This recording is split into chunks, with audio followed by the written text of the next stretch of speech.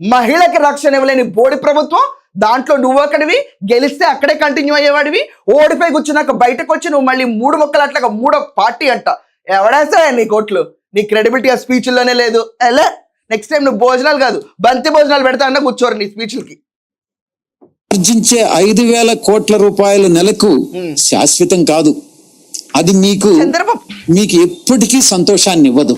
చంద్రబాబు నాయుడు 5,000 కోట్ల రూపాయలు సంపాదిస్తున్నాడు నువ్వు అంటున్నావు. సర్ది పెట్టావా నువ్వు వెళ్ళి? ఉమ్ము నీరుతో లెక్క పెట్టావా? ఏం మాట్లాడుతున్నావు? నీకు ఈ థాట్ ప్రాసెస్ ఎందుకుందో తెలుసా?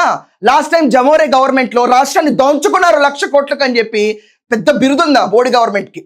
బోడి ప్రభుత్వం నడిపారు 5 ఏళ్లకి. అప్పుడు లిక్కర్ కుంభకోణం, దాని గురించి నీకు ఈడీ వచ్చింది కదా.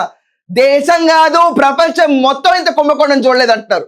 అలాంటి కుంభకోణం నడిపి నీకే ఎక్స్పీరియన్స్ ఉంటుంది. 5,000 కర్మ 10,000 కూడా దాచుంటారు. 5,000 కోట్ల రాష్ట్రంలో డబ్బులు లేక చేస్తుంటే చంద్రబాబు నాయుడు గారు 5,000 కోట్లు పెట్టిలో దాచుకుంటాడు రోజుకి. నువ్వు చెప్పే మాటల కన్నా అర్థం ఉందా?